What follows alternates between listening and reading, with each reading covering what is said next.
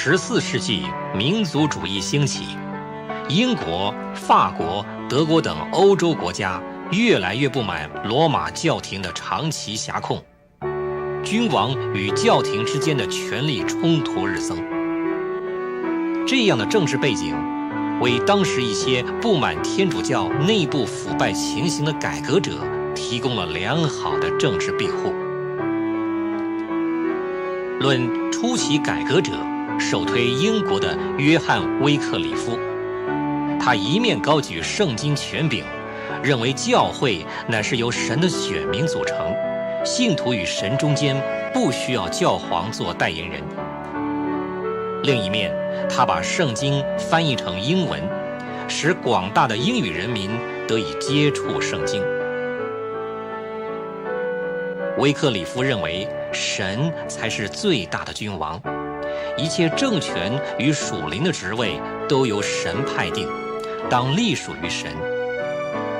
教会所有的只是受托，不是主权。因此，他支持政府没收腐败圣职人员的财产。他的观点受到了贵族与平民的支持，使天主教廷备受威胁。威克里夫晚年爆发了贵族与平民联手攻击教会的农民革命，教廷将所有的破坏和损失归咎于威克里夫派。然而，因着政治势力的保护，威克里夫在世的时候并没有遭受逼迫。这4个人像呢，就是代表改教的4个先锋。那这个以年代来说呢，我们应该从后面的左方开始。这里第一个就是 Peter Waldo， 也就是瓦勒杜，这些意大利北部的那些瓦尔杜的信徒的他们的首领带领人。他的年日是1197年，就是12世纪的。他是提倡自愿贫穷，然后呢走福音的道路，走使徒的脚踪，反对天主教，他是第一个。然后从这里过来是第二个，韦克里夫1387年是英国人，他呢是牛津的教授，然后呢他是呢提出这个教会就是蒙召被选之人的会众不是这个主教做头的一个组织。这个呢被称为什么呢？被称为改教的晨星 Morning Star of Reformation， 改教运动的晨星。那这个呢就是约翰胡斯。约翰胡斯呢就是约翰韦克里夫的门生，虽然他没有直接受约翰韦克里夫的受教，但是呢他接受了他的书本。在捷克，他是捷克的运动的领导人，他的时间是1415年，就是在那一年他在康斯坦丁被火烧死，被天主教的火烧死。他也是这个改革运动的先锋，他是比马丁路德早100年。马丁路德把这个95条钉在这个 Wittenberg 的教堂的门口是1517，他死是1415。威克里夫过世之后，天主教以重振教会为借口，把异端的罪名加在他身上，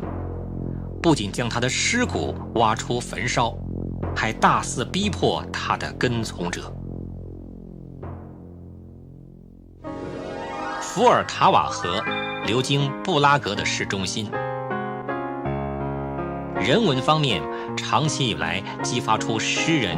艺术家、音乐家无数创作的灵感。地理方面，则是布拉格主要的交通水道。15世纪初，一位深受威克里夫观点影响的学者约翰·胡斯，在波西米亚，也就是今天的捷克，展开了另一波的改革行动。那在这里你看见这个像啊，就是查理大帝第4啊，他是这个神圣罗马帝王，他是把这个神圣罗马帝国的中心总部就设在这个布拉格，所以从那个时候开始呢，这个布拉格呢就成为一个文化中心，他是一个好皇帝，所以呢，他不光是这个把这个首都设在这个布拉格，并且呢，他在这里呢开始呢就是盖这个欧洲第一个，就是在东欧第一个大学，这个大学呢就叫做因他命名的，就称为查理斯大学。那么他的像呢就在这个最出名的大桥旁边，这个桥呢就叫做查理斯大桥，也就是纪念查理士第4世。查理大桥建于1406年，是东欧现存最古老的石桥，也是连接旧城和布拉格城唯一的桥梁，全长约520公尺，宽10公尺，禁止车辆进入，只能以步行通过。桥头两侧都有哥德式的尖塔，桥上两旁则有30座精美的雕像，加上伏尔塔瓦河流经其下，使得查理大桥成为人人探访布拉格的重要景点之一。威克里夫与胡斯对于信心以及圣经权威的确信，比路德马丁早了100年。他们主张以圣经为独一的权威，以信心为得救的条件。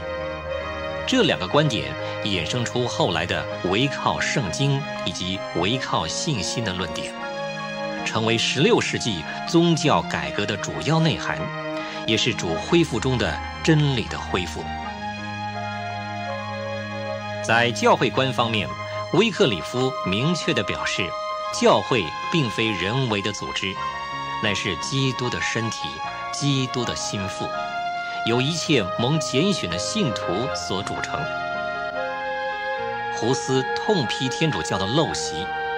他认为教会的头乃是基督，并非教皇。新约乃是教会的律法。胡斯的另一项改革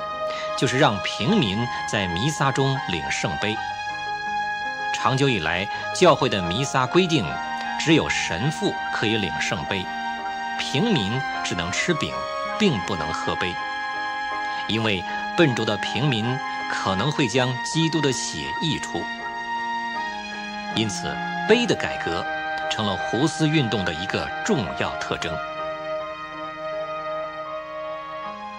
那也就是在查理第4世的时候呢，他就开始慢慢的培养这个捷克人的这个文学、捷克文字、捷克人用捷克话。那么当然，他开了一个大学，这个大学呢，教授呢，因为捷克人当时还不是那么开明，所以这个捷克的大学里面的教授很多都是从德国请来的。就开头的几十年呢，这个全部教授、校长、训导主任都是清一色的都是德国人。到了约翰胡斯的时候呢，就慢慢的，他们说是我们要有自己捷克人的本色，所以呢，就慢慢就用这个捷克教授就取代这个德国人、德国教授。然后呢，就是在那个时候呢，这个约翰胡斯呢就开始接受了英国的那个John Wycliffe 约翰韦克里夫，他的教训呢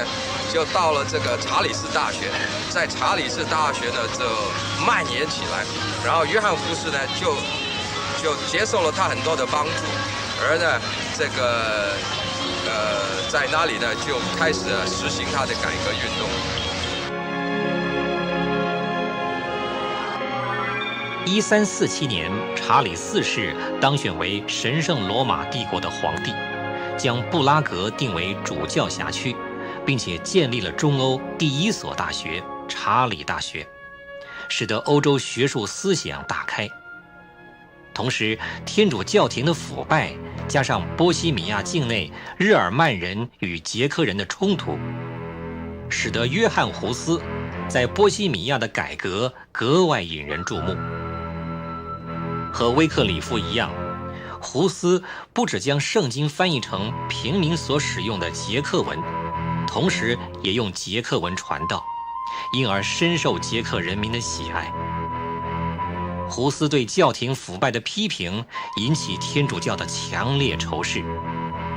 因此天主教在镇压英国的威克里夫派之后，立即转往波西米亚，继续镇压胡斯派信徒。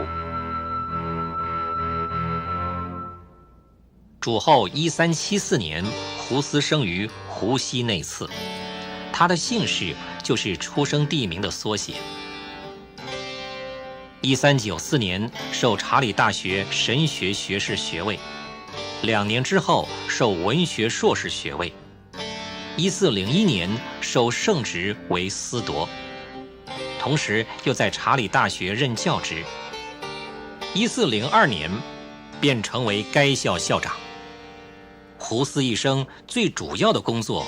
除了在查理大学教书之外，其余时间都致力于教堂讲道。在我右手边的呢，这个就是他们有名的 Tin Church， 就是说啊，所有的这个天主教跟这个基督教的斗争都是在这里举行的。这约翰胡斯呢，他在世的时候呢，也在这里讲道。然后呢，在这个钟楼的上面呢，你看见金色的有一个玛利亚。什么时候基督教得胜呢？就把一个杯子放在那里，杯子就代表这个主的圣餐里面的这个杯。因为啊，天主教说只能吃饼不能喝杯，但是啊，这个捷克人呢，他们就是最主要就是说，他们要争取杯的权利。所以基督教得胜就杯放在那里，天主教得胜就是圣土放在那里。那现在是圣土放在那里。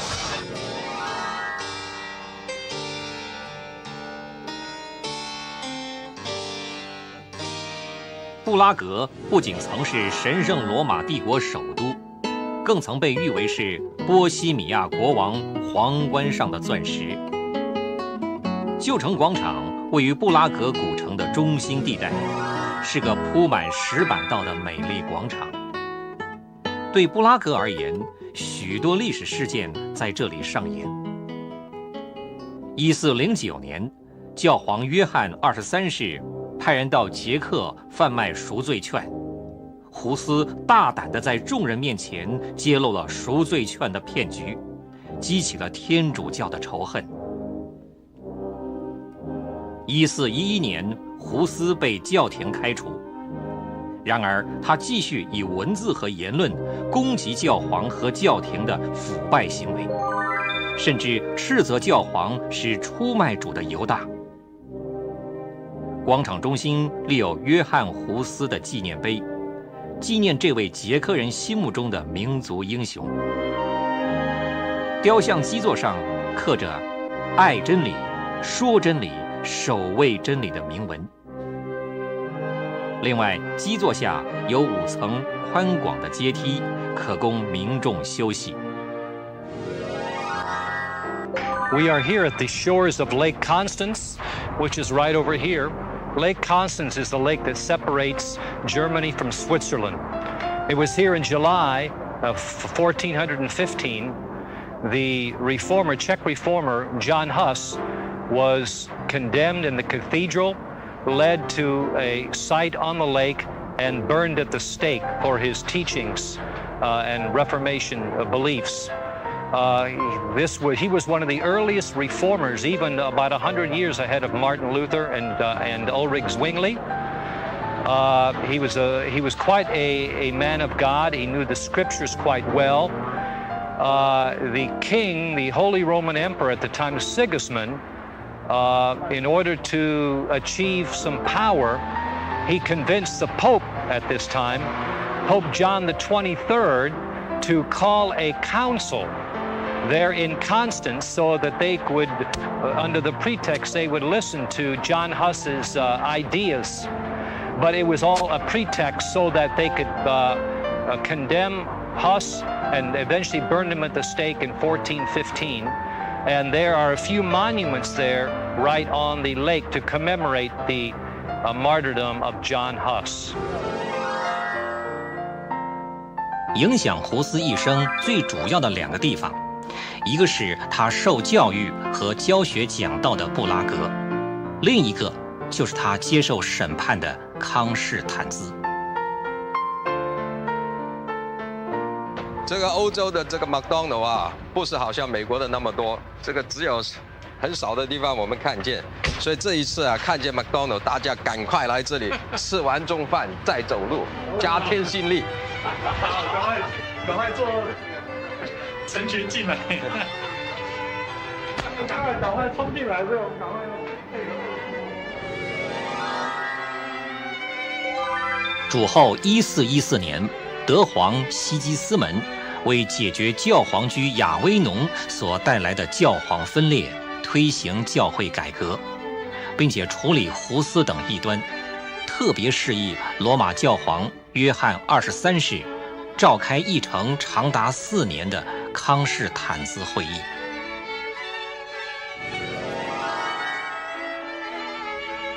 康士坦兹位于德国边境与瑞士、奥地利2国交界的地方，是康士坦兹湖畔最大的城市。1414年的康士坦兹会议就是在此召开。应邀出席的3位教皇分别是比萨的约翰23世、罗马的贵格利12世以及亚威农的本笃13世。其中只有召集人约翰23世勉为其难地出席，其他2名教皇因为顾虑自身的安全，只派代表出席。胡斯在德皇允诺其安全，并且发给人身保护文书之后，应邀前往该会议，在当地群众的欢呼声中抵达康士坦兹。在1415年啊，这个约翰胡斯跟他的朋友叫 Jerome of Prague， 2个人都是从捷克来到这里。Jerome of Prague 住在这里第14号，现在是一个我看是个酒吧，叫做 Zum Delphin。那么约翰胡斯住在22号。那么他们2个人呢，本来来的都是自由身的，但是来了没多久呢，他们就在这里有谣传说，他们呢在一个稻草车子上啊半夜逃走了。所以呢，这个天主教的主教呢，就请了他们到前面那个法兰西斯的那个修道院里面，本来说是请他所谓的谈话，结果一谈就把他们留住，扣留住他们有6个月之久，然后最后就把他们烧死。所以原来呢，他们一来的时候是自由身的，是住在这一条古老的这个中古时代的街道上。胡斯初到康士坦兹的时候，他享有完全的自由，除了皇帝的护照之外，教皇还向他提出保护的诺言。然而不久之后，这些屡次郑重提出的保证竟被破坏了。教皇甚至下令逮捕胡斯，把他囚禁在地窖里。胡斯虽然被监禁，但就在会议进行到一半的时候，约翰23世发现情势对他不见得有利，借故脱逃到奥地利去。在德皇的监督下，议会通过了康士坦兹条文。会议并且判定约翰23世因为买卖圣职引发分裂、生活淫秽而遭罢黜。贵格利12退位转任枢机主教，方得全身而退。本笃13拒绝退位，被议会定以发假誓、异端、破坏合议等罪名罢免。英、德、法、意和西班牙的代表们连同枢机主教团选出了马丁5世为新的教皇，结束了教廷的分裂局面。这里是圣士提反大教堂，原来是纪念殉道者圣士提反。那历史真是一个很叫人莫名其妙的事，就是约翰胡斯在1415年就是被带到这里举行这个公审会，在讲台上的左边、右面木椅子上的所坐的就是欧洲所有最大的主教，然后在最顶尖的地方就是当时的皇子 Sigismund， 他坐在哪里？那约翰胡斯呢就被逼跪在他们主教跟皇子的面前，来这个为自己申诉。结果呢，他们经过了这个一连串的审判以后呢，就定这个胡斯有罪，然后呢就证实在这个上面呢宣判这个约翰胡斯，你是撒旦的儿子，你是犹大，我们现在已经奉主耶稣基督的名把你交给撒旦，然后呢就把他的这个祭司的袍子呢一件一件脱下来，把他的这个祭司的这个神父的帽子呢脱下来，就证明把他退级了。然后之后呢，就把他戴上一个高帽子，上面写着异端者，下面就是有小魔鬼呢在那里用火烧着他，然后呢就从这里呢就递解他出去，到这个城外那个石头，现在有一块石头的地方，就在那里把他烧死。在这个教堂里面我们看见呢，我的左上方就是史提反的像。另外呢，这个墙的左边就是所有的教会里面的古教父，西方的有名的古教父，就是保罗、Saint Ambrose， 然后 Saint Gregory， 然后呢，这个还有其他的西方的。右手边呢，就有这个东方的有名的这个古教父。所以在这些古教父的围绕之下，主教的围绕之下，这个王子围绕之下，竟然呢做出那么荒谬的事，就是把一个爱主的约翰胡斯定为死罪，送到刑场那里去。我们在这里的时候呢，现在可以思想一下，当时那个大公会议公审的情形是怎么样的一个情形，是既严肃，又是在神面前是一个很可耻这个很冤枉的一件事。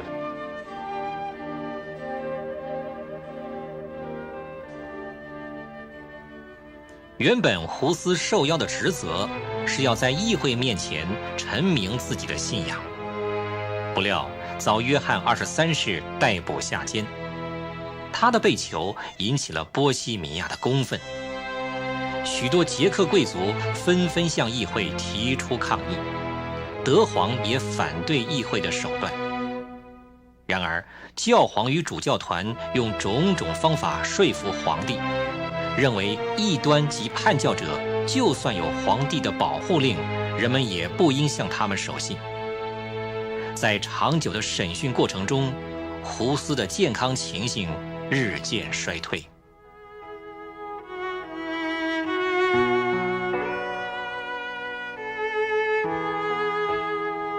在宣判的前夕，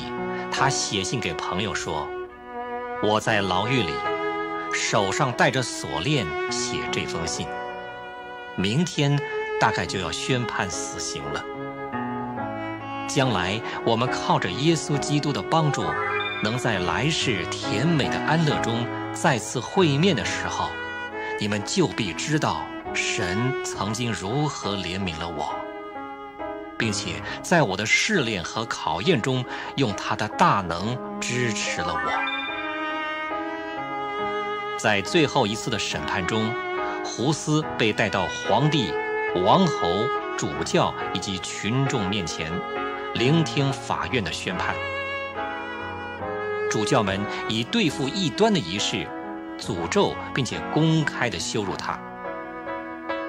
然而，胡斯却坚定地忍受一切，至终在这次会议中被处以火刑，为信仰慨然殉道。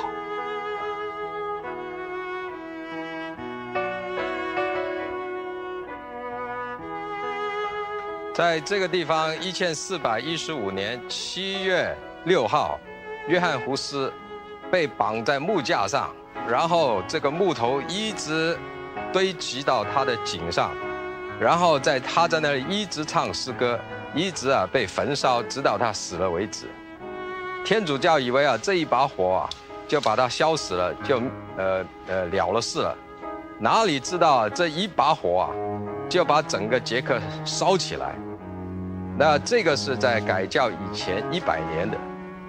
但到了100年以后呢，这把火还没有断绝，然后从另外一个地方，就是从德国开始烧起。所以从这里开始呢，那个反对罗马天主教的那个火焰呢，就一直烧，一直烧，蔓延到全欧洲去。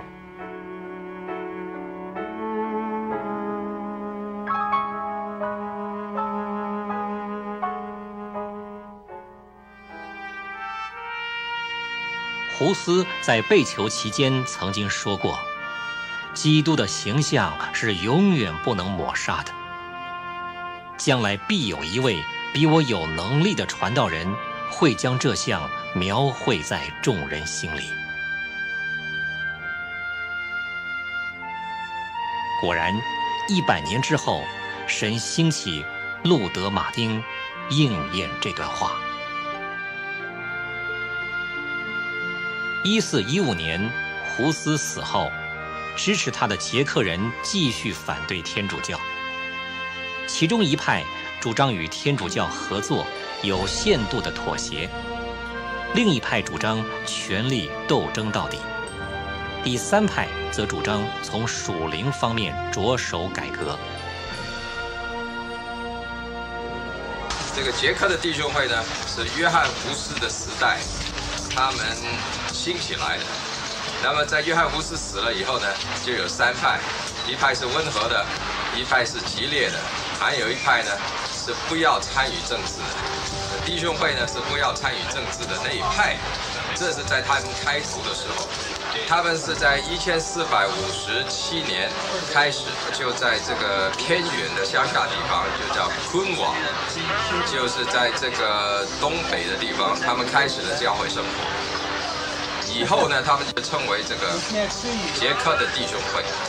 那经过了150年呢，到了1600年的时候呢，他们就相当的强大，而且呢，很多的这个贵族啊，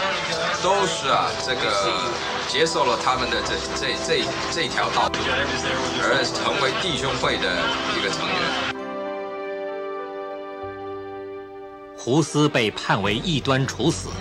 之后100年间，捷克在天主教与胡斯跟随者之间摇摆不定。16世纪初，德国改教开始，天主教产生耶稣会与更正教对抗。在耶稣会的协助下，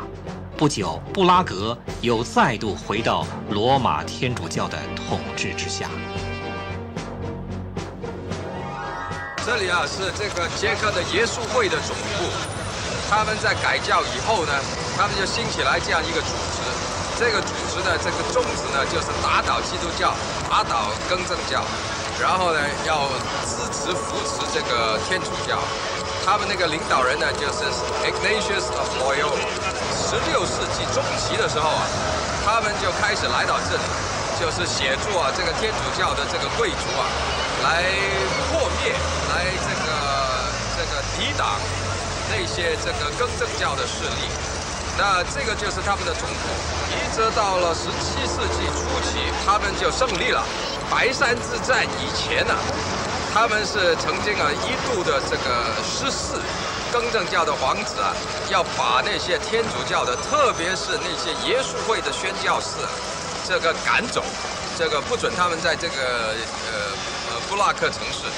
所以呢，这个历史呢，就是说他们的连群结队这个在这个马路上这个慢的游行，然后呢穿着黑的袍子然后呢戴着这个黑的头罩，慢慢的这个离开这个布拉克城，就是说明他们呢就是这个很伤心很难过的离开了。但是没有知道这个过了不10年他们又回来，而且呢是带着天主教的势力、军队、皇子一起回来，就把那些这个改革派的，就是这个基督教的那些皇子连这个教徒全部一律这个杀尽灭绝。那从那个时候开始呢，这个捷克呢就是完完全全的变了天主教，所以可以说呢，这个耶稣会呢是占了很大的功劳，很大的功劳。天主教打败更正教的这场仗称为白山之战。在这场战役中，更正教贵族彻底被消灭，而胡斯后代争取自由的努力也就彻底被粉碎了。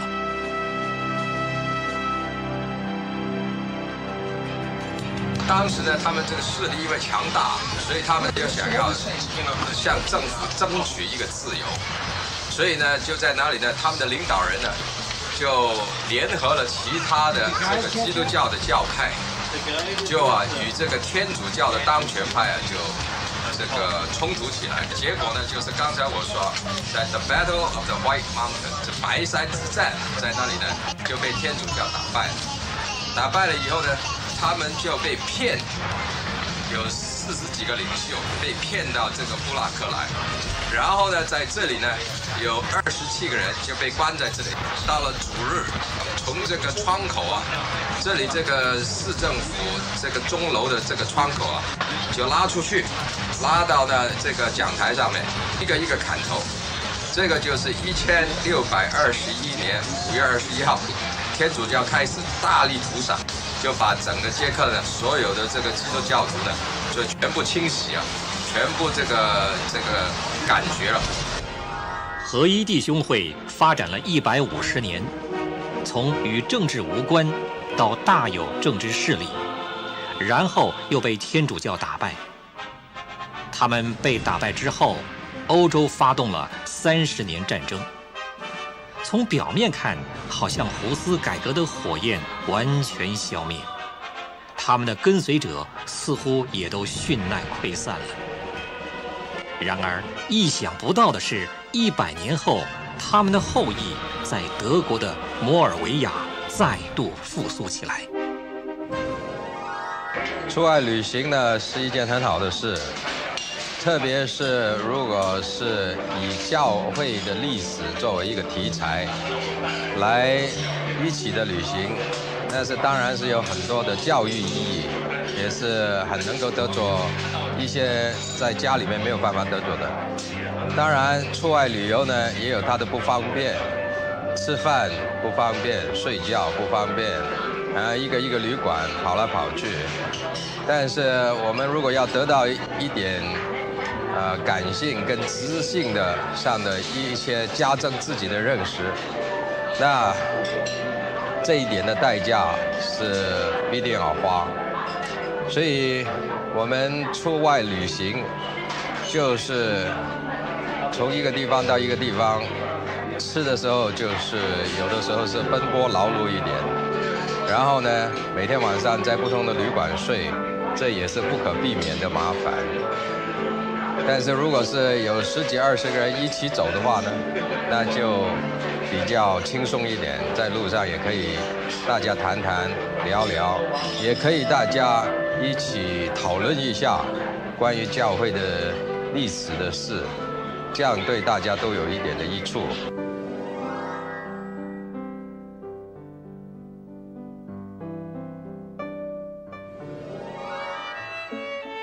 佛罗伦斯位于意大利的中北部，横跨亚诺河两岸，是塔斯卡尼州的首府，又名翡冷翠。佛罗伦斯是文艺复兴的摇篮。文艺复兴一词，法文原意是兴盛，用以形容古罗马时期文明在艺术、文学、政治上的复兴。这个时代的主题是个人主义、世俗主义、理想主义，而社会重心也渐渐由封建制度下的王公贵族转移到握有经济实权的商人和平民身上。佛罗伦斯在这个时期最重要的人物莫过于麦迪奇家族。因着文艺复兴所带来的自由的人文风气，初期改革者萨沃纳诺拉在此地也闪烁出短暂的改革火花。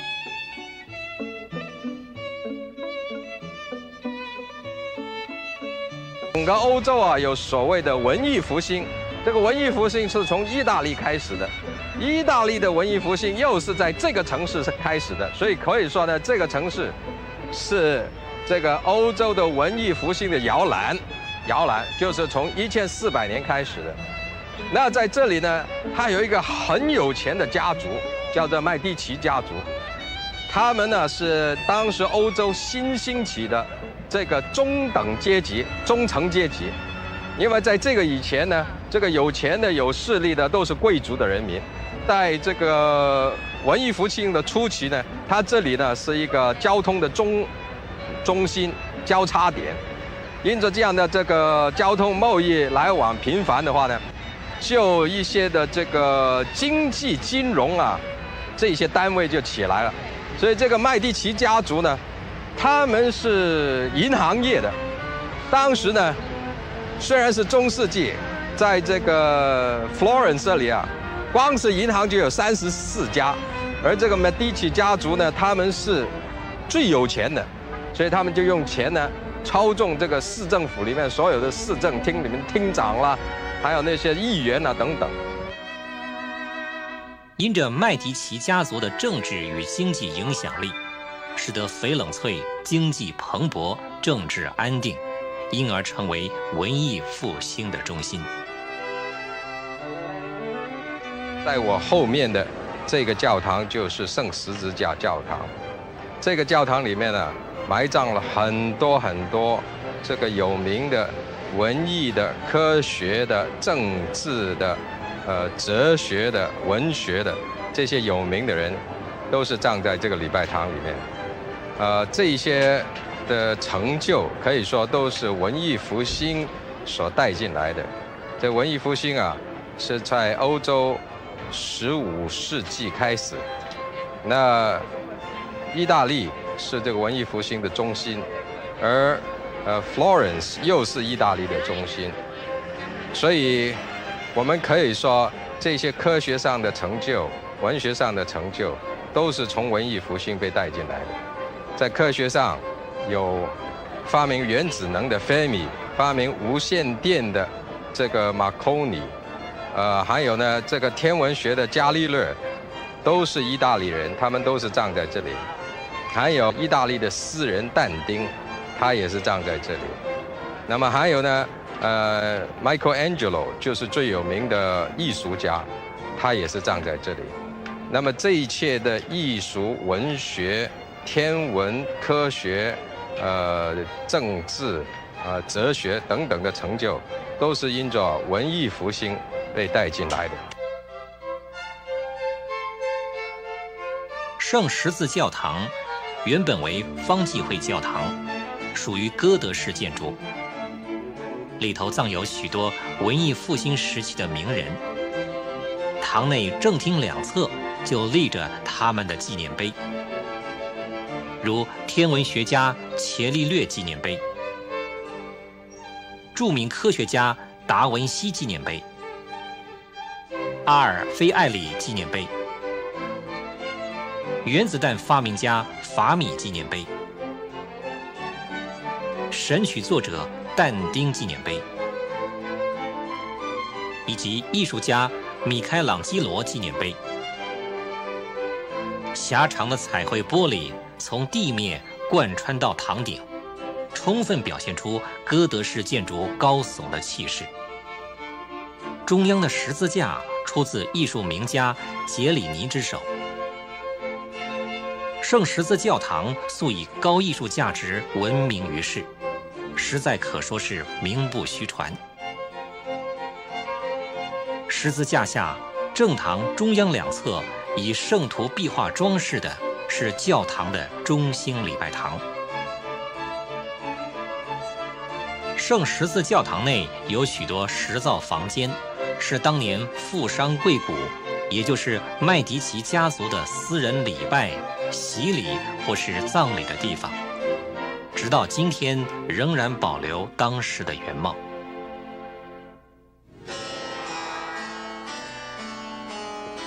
这里啊是 Florence 的市政广场。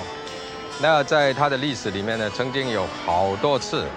有政变，有什么重大的事情发生，都是在这个广场里面发生的。我们所说到这个 Savonarola，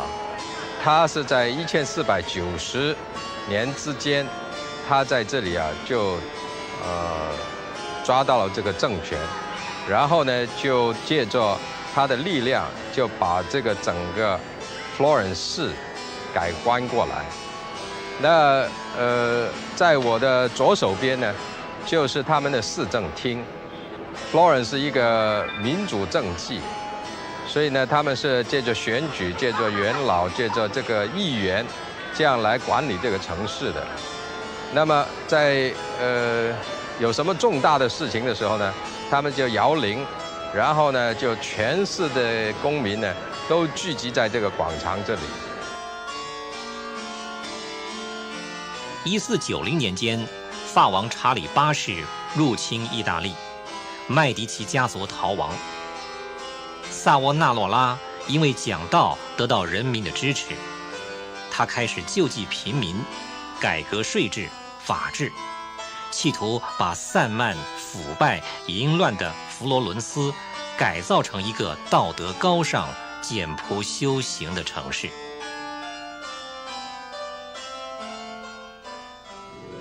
这里是 Florence 的大街小巷，你看多么热闹！在这里啊，什么东西都有的卖。那我们呢，在这个广场啊，就是叫 Lorenzo 的广场。那这个广场呢，从前就是这个 Medici 大家族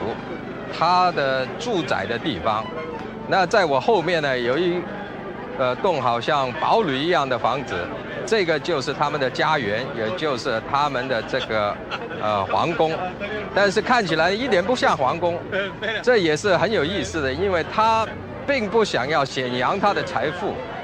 因为他越显扬的话呢，就越危险。所以呢，他虽然是一个望族，家里面很多钱，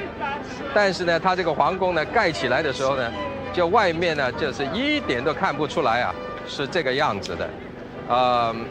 现在呢，我们在这里呢就是快近乎夜市了，所以这里的人呢就是人来人往，多得不得了。在这个几百年以前呢，这个就是 Medici 家族的他们的范围的地方。他们的家族啊，这个历史很悠久，一直过了这个文艺复兴以后200年，还有他们家族在全欧洲这个影响的地方。比如说，他们有一个女的叫做 Catherine Medici， 她是嫁了给这个一个法国的国王。那后来呢，这个国王死掉了以后啊，这个她就成为这个女后，这最有影响力的女后。维奇奥宫原本是麦迪奇家族的住所，是一个方形钟楼建筑，始建于1294年。从外表看，一点都不像皇宫。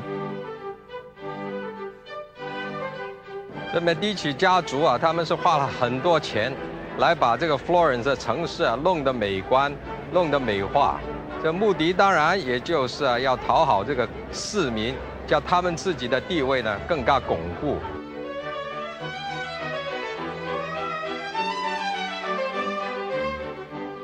这个教堂呢，这个虽然不是外观很漂亮，但是它是与他们的家族呢是发生密切的关系。圣罗伦佐教堂是本市最古老的教堂，1060年依照罗马风格重建，朴实无华的正立面宏伟而厚实。米开朗基罗原计划用大理石装修，但是这项工程从未实现。在教堂的后方有一座麦迪奇家族的礼拜堂。Florence 城市的历史啊，是跟 Medici 家族是分不开的。这个 Medici 家族啊，就是这个城市里面的这个最主要的一个家族，很多建筑物都是他们的家族支持的。那现在我在我后面的盖的一个礼拜堂呢，叫做 Medici 礼拜堂，就是专门为着他的家族盖的一个礼拜堂。这个礼拜堂里面呢，葬了好几个他们家族里面的有名望的人，而且呢，这个墓碑呢，都是 Michelangelo 啊来替他们设计的。你看见这个门呢，上面有一个盾牌，盾牌上面呢有6个小圆球，这个就是他们的家族的这个徽章。那为什么是6个小圆球呢？就没有人知道。可能呢，他们是把这个6个圆球呢是摆在一起，就是说是他们的家族与医学有关。但是这个呢是完全没有这个历史的考证的。那我们这个 Medici 的礼拜堂呢，是盖在一个叫做 Lorenzo 大教堂的后面。它有一些大教堂呢，它后面有一些小礼拜堂的，所以前面那个是大教堂，就叫做 Lorenzo 大教堂。为什么叫做 Lorenzo 大教堂呢？是因为有 Medici 家族里面最出名的一个人物，就叫做 Lorenzo Medici， 就是那个教皇 Leo X 的爸爸，他是文艺复兴里面的一个鼻祖，他是引进这个文艺复兴很重要的人物，所以他名字叫做 Lorenzo， 人家称他做 Lorenzo the Great， 因为呢他有很多的成就，他呢就主要在支持这个堂的兴建，所以这个堂呢就称作 Lorenzo Cathedral。那但是今天来Florence 很多人呢，他们只去看这个 Duomo 那个百花大教堂，就错过了这个教堂。这个教堂呢是很有历史的意义的。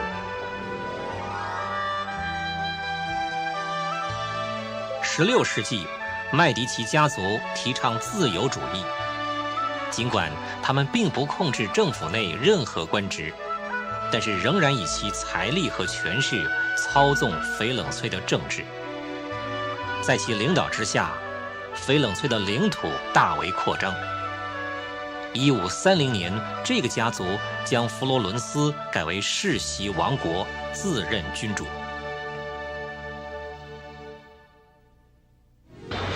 那 Lorenzo 跟他的哥哥 Peter 2个人在这个教堂里面曾经遇过一次的这个政变，就是他们这个对头的家族在这个教堂里面想要刺杀他们，结果呢，在这个大祭坛的前面呢，把这个哥哥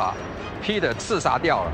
这个弟弟呢，他聪明，一看见势头不对呢，他就带着他的保镖就逃到这个祭坛后面那个右方的小礼拜堂那里去。那这样呢，就避过了这个危难，然后他就逃离开城市。那么之后呢，这个势头又改变了，所以他对头的家族呢又被打败了，他就回来。从此以后呢，他就无论到什么地方，他都有保镖。那这个教堂呢，是全 Florence 最大的教堂。Savonarola 在这里曾经多次的讲到是把整个教堂都是充满了人。那他去讲道的时候呢，所讲的都是大兴疾呼，来呼吁这个 Florence 的人脱离罪恶，脱离淫乱，脱离肉体，然后转向真神，不然的话呢，神的审判就要来临了。他每一次讲道的时候呢，不光是礼拜堂满了几千人，连这个礼拜堂外面的这个广场就是我现在这个广场都是满了人。所以这个外面的人听不见呢，就是里面的人听了以后呢，就一句话一句话传出来。所以这个就证明了他当时他那种的这个讲道是多么有影响力，多么震撼这个 Florence 的居民。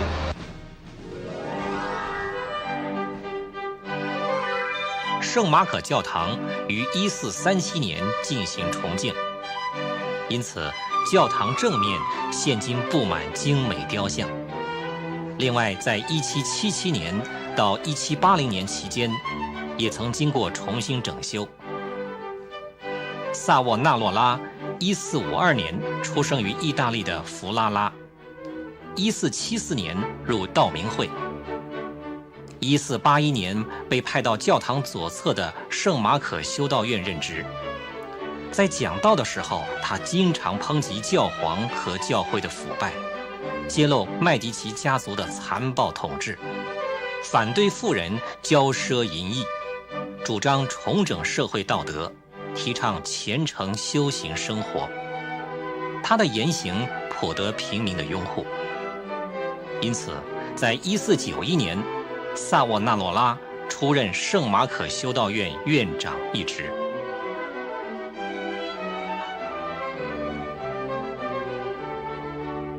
1491年，这个萨沃纳罗拉就来这里了，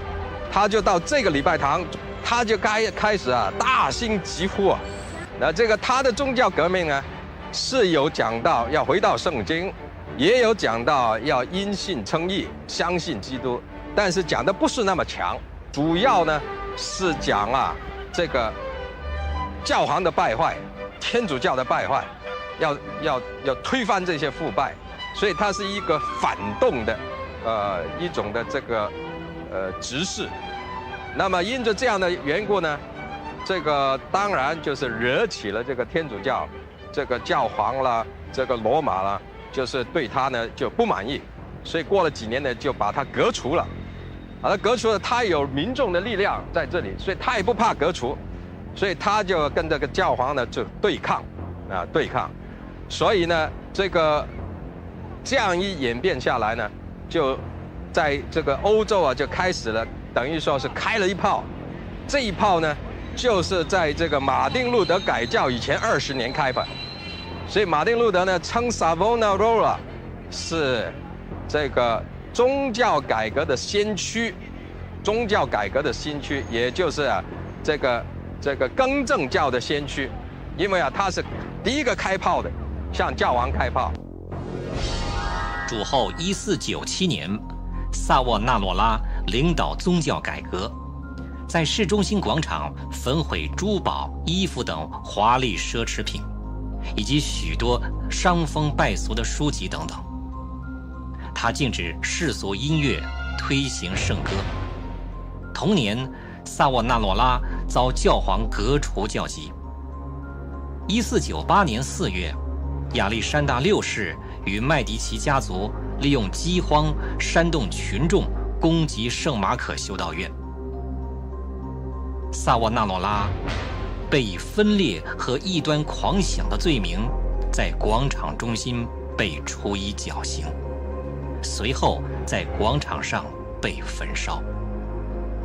你可以想象，在这个广场上一天的晚上，把所有这个城市里面的荣华富贵通通都烧光了。也难怪呢，这个市民呢，这个没有多久以后呢，就不能忍受他的这个统治。这个城市里面的贵族联手起来，所以呢，就把这个萨沃纳罗拉呢就下到监里面去，要用酷刑所以呢，他呢就承认说，他以前讲过的都是梦话，这个没有真正的歧视，所以他们呢就拿到这个广场，把他拉到这个广场上，要把他处死。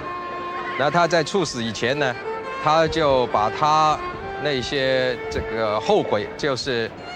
悔改的话语呢收回。他说那个是我在极刑的时候呢所说的话。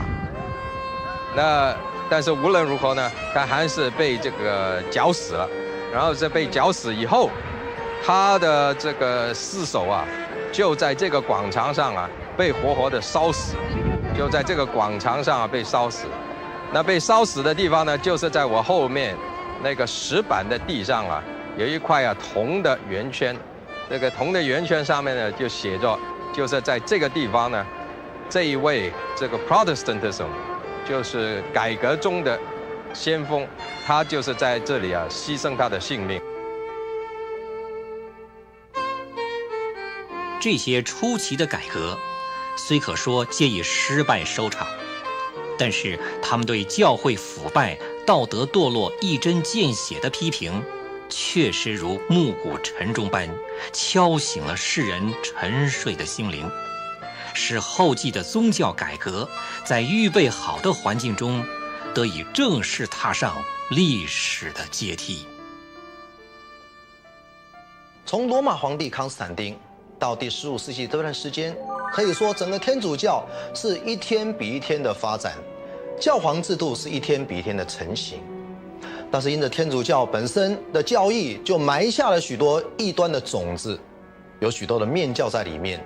因此许多神职人员的道德就日渐的腐败，许多人涉及到一些令人难以置信的罪恶中。这时候改革的呼声就一天比一天的兴起。这些改革的人当中有2个非常特殊的人物，一个就是意大利的萨波拉罗纳，一个是捷克的约翰福斯。这萨波拉罗纳原来是道明会的会士，他于1481年被派到翡冷翠的圣马可修道院任职。因着他经常抨击教会的腐败，暴露当时统治者麦迪奇家族的残暴，他又主张这个富人应该过一种节约的生活，所以很得到当时人民的信仰。那么后来他进一步的在市中心的广场，他又焚烧了珠宝、华丽的衣服、不良的书刊等等，甚至抨击当时的罗马天主教教皇亚历山大6世是撒旦的代表，而引起了麦迪奇家族和教皇的联手。终于在1498年，他们利用暴民饥荒的机会，这个将整个圣马可修道院这个攻陷，而最终这个萨波拉罗纳就被判以这个分裂异端思想的这个危险，而被判处绞刑后焚烧。这是第一个。第二个特殊的人物是约翰胡斯。约翰胡斯不只是当时中欧第一所大学查理斯大学的校长，他也是一个非常杰出的传道人。他将捷克文翻译成圣经，用捷克文讲道，并且攻击当时教会一些不合理的现象，所以引起当时许多教会对他的不满。约翰福斯最特殊的地方就是他提出的圣经和信心这2个论点，整整比马丁路德早了100年。所以因着他这样特殊的贡献，改教运动以后就循着这2个点不断的发展。到了1414年，因着德国皇帝为了平息他所引起的整个纷争，下令当时的教皇在康斯坦茨召开会议，结果会议途中，约翰福斯就被法庭宣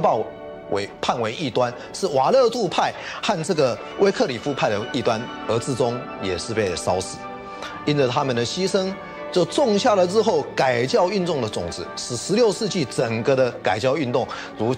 江河的决堤，默然可遇。这是他们对改教运动的贡献。